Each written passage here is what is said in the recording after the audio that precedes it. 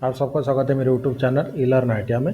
आज का जो हमारा वीडियो है फिटर के जो प्रैक्टिकल एग्जाम होते हैं उसमें जो रिटर्न वर्क होता है 30 मार्क के लिए, उसके बारे में हम आपको पूरी डिटेल में जानकारी देंगे।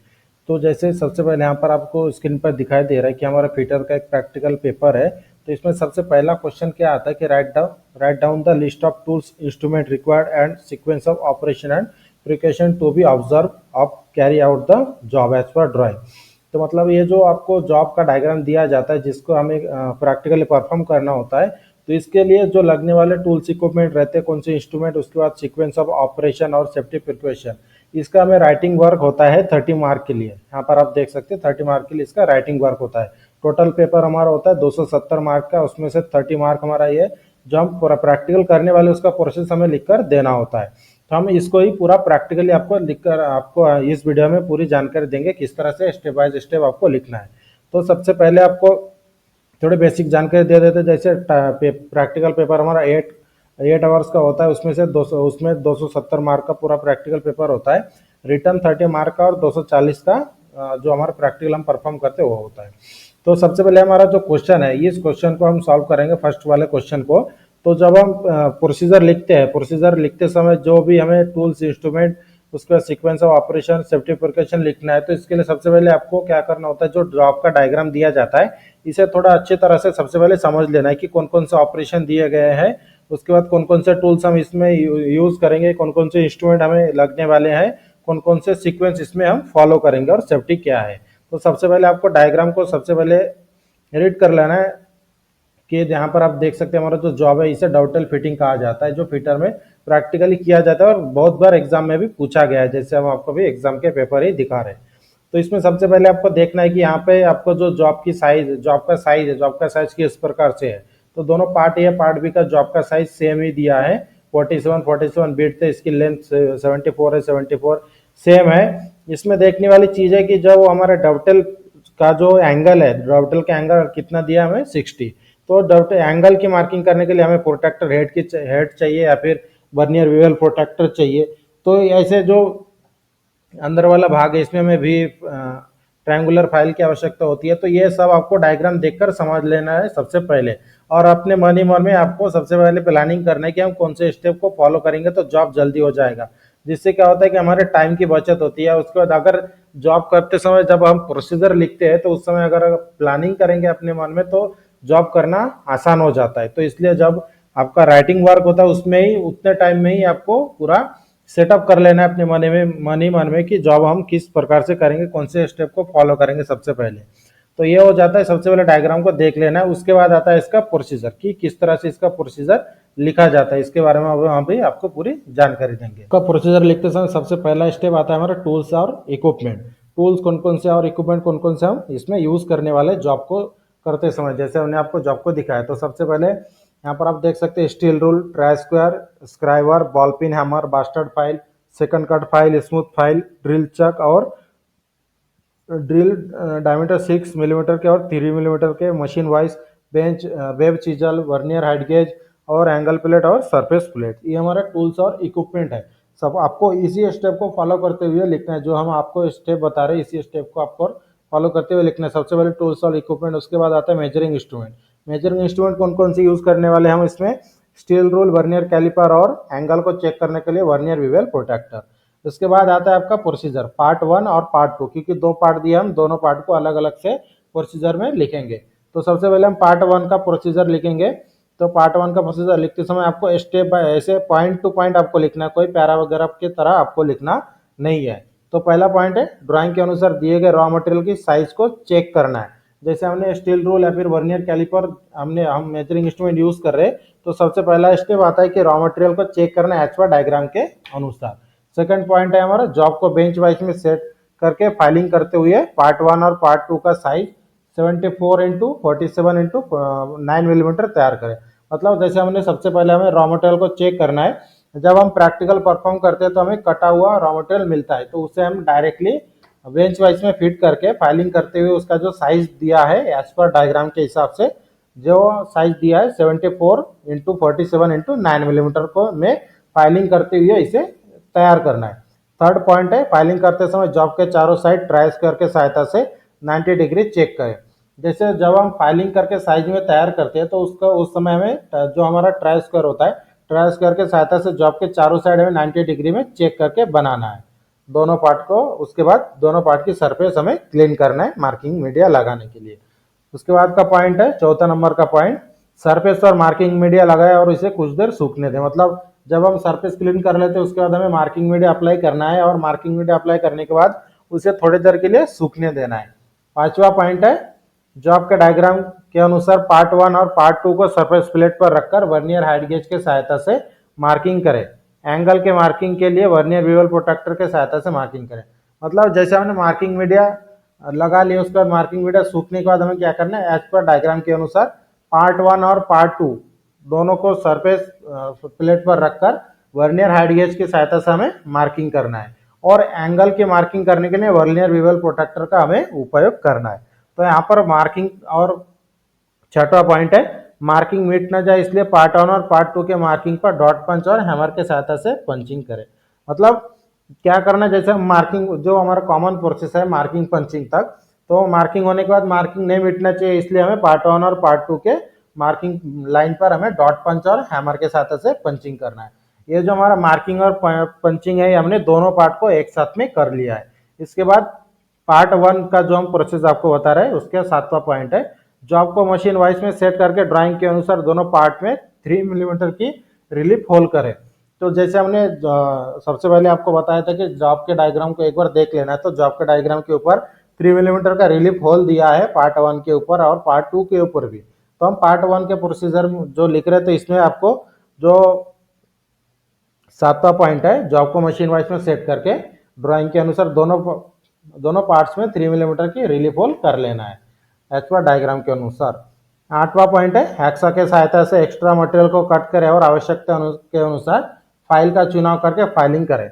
उसके बाद जैसे हम रिलीफ होल कर लिए, जैसे यहाँ पर आपको डायग्राम दिखाई दे रहा है जॉब का, ये हमने पार्ट 1 की प्रोसेस हमको बता रहे हैं हम आपको। तो ये जो हमारा रिलीफ होल है, रिलीफ होल को जैसे हमने 3 मिलीमीटर का रिलीफ होल कर लिया है, उसके बाद क्या करना है, हैक्सा फ्रेम के सहायता से यहाँ से कट करना है, इस वी शेप में इसको कट करके एक्स्ट्रा मटेरियल को कट कर लेना है दोनों साइड से। जो आपके इस तरह से इस वी शेप में इसे हैक्सा के सहायता से कट करके अलग कर लेना है। इसके बाद 9वां पॉइंट है, डायग्राम के अनुसार एक्यूरेसी। हैक्सा के सहायता से मटेरियल कट करने के बाद क्या करना है, आवश्यकता के अनुसार फाइल का चुनाव करके फाइलिंग करना है। तो जैसे हमने हैक्सा के सहायता से मटेरियल कट कर लिया उसके बाद हमें क्या करना है जी, यहाँ पर जो फाइल की हमें आवश्यकता है, जैसे ट्रायंगुलर फाइल की आवश्यकता है, तो ट्रायंगुलर फाइल का चुनाव करके हमें यहाँ पर फाइलिंग करके इसका साइज, ये जो आकार दिया है इस आकार और जो साइज दिया है एज पर डायग्राम उस आकार में और साइज में तैयार कर लेना है। उसके बाद 9वां पॉइंट है, डायग्राम के अनुसार एक्यूरेसी। ये जो हमारा टॉलरेंस है प्लस माइनस 0.04 मिलीमीटर और एंगल 30 मिनट तक फाइलिंग करके पार्ट 1 को पूरा फिनिश करें। तो जो हमारा टॉलरेंस दिया है जॉब के ऊपर, तो 0.04 ये आपका पूरा डायमेंशन का टॉलरेंस है, माइनस प्लस माइनस 0.04 रात उसके अंदर आपको जॉब को कंप्लीट करना है। और एंगल का टॉलरेंस कितना दिया है, 30 मिनट, मतलब आधा डिग्री होता है। आधा डिग्री तक कम ज़्यादा रहा तो भी उसे ओके समझा जाएगा। और 10 नंबर का पॉइंट है हमारा पार्ट 1 का प्रोसीजर, वर्नियर कैलिपर से साइज और वर्नियर बेवल प्रोटेक्टर से एंगल की जांच करें। तो जो हमारा वर्नियर कैलिपर और वर्नियर बेवल प्रोटेक्टर है इसके सहायता से जो आपका पूरा साइज और एंगल को चेक कर लेना है। यहाँ तक हमारा पहले पार्ट का प्रोसीजर पूरा कंप्लीट हो जाता है। उसके बाद आता है सेकंड पार्ट का प्रोसीजर, पार्ट बी या फिर पार्ट 2। तो पार्ट 1 जैसे पार्ट 1 में प्रोसीजर हम बताते समय उसमें चेन हमने रिलीफ होल तक पूरा दोनों पार्ट को हमने एक साथ में जॉब को कर लिया। तो इसके बाद का पॉइंट है पार्ट 2 का मशीन वाइज में सेट करके एक्सिस मटेरियल पर चेन ड्रिलिंग करें और हैक्सा के सहायता से कट करें। मतलब जो हमारा पार्ट 2 है, पार्ट 2 में जैसे यहाँ पर आप देख सकते हैं हमारा पार्ट 2 है, पार्ट 2 का जो ये आपको दिखाई दे रहा है चेन ड्रिलिंग, यहाँ पर आपको चेन ड्रिलिंग करना है और हैक्सा के सहायता से इस साइड से आपको कट कर लेना है, क्योंकि यहाँ पर हम हैक्सा के सहायता से कट नहीं कर सकते इसलिए हमें चेन ड्रिलिंग करना है और साइड से हमें हैक्सा के सहायता से कट कर लेना है। उसके बाद का जो आपका पॉइंट है, पॉइंट 2 नंबर है, चेन ड्रिलिंग किए हुए भाग को रिमूव करने के लिए वेब चीजल का और हैमर का उपयोग करें। तो जैसे हमने चेन ड्रिलिंग कर लिया है, तो चेन ड्रिलिंग करने के बाद भी मटेरियल पूरा कटता नहीं है, तो उस समय हमें क्या करना है, वेब चीजल का उपयोग करके और बॉल पिन हैमर का उपयोग करके जॉब को एनविल पर रखकर हमें इसे कट कर लेना है। ये मटेरियल हमें बीच में से निकाल लेना है। इसके बाद का 3rd नंबर का पॉइंट है, आवश्यकता के अनुसार फाइल का चुनाव करके फाइलिंग करें और डायग्राम के अनुसार जॉब को फाइलिंग करें। जैसे क्या करना, जैसे हमने रॉ मटेरियल को कट कर लिया, उसके बाद यहाँ पर जो फाइल की आवश्यकता हमें है उस फाइल का हमें सिलेक्शन करना है और उसी फाइल के सहायता से हमें फाइलिंग करना है और उस जॉब को उसी आकार में एज पर डायग्राम के हिसाब से उसी आकार में और उसी साइज में तैयार कर लेना है। इसके बाद 4 नंबर का पॉइंट है पार्ट 2 का, वर्नियर कैलिपर से साइज और वर्नियर बेवल प्रोट्रैक्टर से एंगल की जांच करें। जैसे हमने दोनों इस पार्ट 2 को बना लिया तो उसके बाद हम क्या करना है, वर्नियर कैलिपर के सहायता से डायग्राम के अनुसार पूरे साइज को चेक करना है। उसके बाद इसका जो एंगल है 60 डिग्री दिया है, दोनों का एंगल हमें वर्नियर बेवल प्रोट्रैक्टर से चेक कर लेना है। उसके बाद 5वां पॉइंट है, डायग्राम के अनुसार पार्ट 1 और पार्ट 2 को फिट करें। तो यहाँ पर आप देख सकते हैं जैसे हमने जॉब को पूरा कंप्लीट कर लिया, उसके बाद पार्ट 1 और पार्ट 2 को इस तरह से आपको फिट करके चेक करना है कि जॉब हमारा फिट हो रहा है या नहीं। अगर मान लीजिए फर्स्ट एक ही बार में फिट जॉब नहीं होता है तो पूरे एक ही चांस पे अगर फिट नहीं हो रहा, उसके बाद आपको फिट करते हुए चेक करना है कि जॉब हमारा कहाँ पे हमें फाइलिंग करने की आवश्यकता है, उसके अनुसार आपको फिर से फाइलिंग करना है और उसे फिर से चेक करते जाना है कि फिट हो रहा है कि नहीं। यही प्रोसेस जब तक जॉब हमारा फिट नहीं हो जाता है तब तक आपको फिट करते हुए चेक करना है। उसके बाद का पॉइंट है 6वां, दोनों पार्ट को स्मूथ फाइल के सहायता से फाइलिंग करके फिनिश करें। फिटिंग होने के बाद दोनों पार्ट को हमें स्मूथ फाइल के सहायता से फाइलिंग करके पूरा सरफेस क्लीन कर लेना और इसे फिनिश करना है। 7वां नंबर का पॉइंट है, काम की सभी सतह को समाप्त करें और डिवर, मतलब जब हम सरफेस क्लीन करते हैं, सरफेस क्लीन करने के बाद इसके चारों उसके सभी कॉर्नर में बर्स आ जाते हैं, उसे बर्स को भी हटा देना है। उसके बाद 8वां पॉइंट है, मूल्यांकन के लिए ऑयल का पतला परत लगाए और संरक्षित करें। मतलब लास्ट वाला प्रोसेस क्या होता है कि जब आपका फाइनल प्रैक्टिकल आप परफॉर्म करते हैं तो जॉब को चेक करने के लिए 3 दिन का समय होता है, तो उस 3 दिन के समय तक आपका जॉब में जंग नहीं लगना चाहिए। तो इसके लिए आपको थोड़ा ऑयल इसके ऊपर लगाकर आपको सबमिट करना होता है। तो यहाँ तक आपका जो पार्ट 2 का प्रोसीजर हो गया है। इसके बाद आता है सेफ्टी पॉइंट। सेफ्टी पॉइंट में आपको कम से कम 5 पॉइंट सेफ्टी के लिखना होता है। तो इस यहाँ पर आप देख सकते हैं, पहला पॉइंट है, सुनिश्चित करें कि उपकरण की स्थिति अच्छी है और उचित तकनीक का पालन करें। मतलब जो भी हम टूल्स इक्विपमेंट यूज करेंगे तो उसकी कंडीशन अच्छी होनी चाहिए। मतलब जैसे हैक्सा है तो हैक्सा से कट किया जाना चाहिए। मतलब कभी कभी क्या होता है कि हैक्सा के विंग नट काम नहीं करते, तो कंडीशन आपको चेक करना है और उसके बाद आपको सही टेक्निक का यूज करना है। जो टेक्निक हमने आपको बताया उसी टेक्निक को फॉलो करते हुए जॉब को करना है। सेकंड नंबर का पॉइंट है, अप्रत्याशित गतिविधि को रोकने के लिए इसे मजबूती से क्लैम्प करें। मतलब जॉब को सही से बनाने के लिए आपका मेन इंपॉर्टेंट होता है कि जब हम जॉब को बेंच वाइज में बांधते हैं तो जॉब को पूरा क्लैम्प प्रॉपरली क्लैम्प करें। नहीं तो फाइलिंग करते समय क्या होता है कि जॉब गिर जाता है या फिर वन साइड अप रहता है, वन साइड डाउन रहता है। ये चीज आपको नहीं होना चाहिए, इसलिए जॉब को प्रॉपरली क्लैम्प करना है। थर्ड नंबर का पॉइंट है, कटिंग टूल काटने वाली किनारों से अपनी उंगलियों को दूर रखें। मतलब जब हम फाइलिंग करते हैं तो जॉब का कॉर्नर हमारे उंगली में लगने के चांसेस रहते हैं, तो इस चीज से हमें ध्यान रखना है।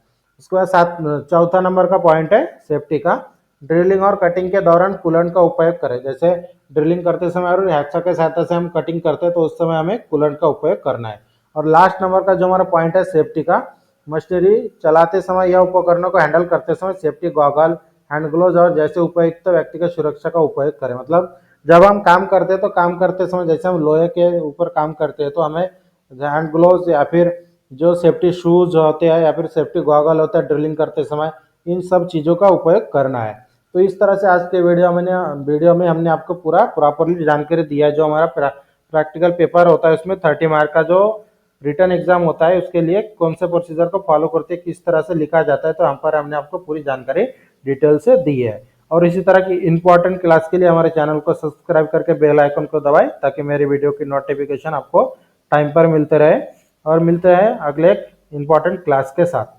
और जो वीडियो अच्छी लगे तो हमारे चैनल को सब्सक्राइब और लाइक करना ना भूलें।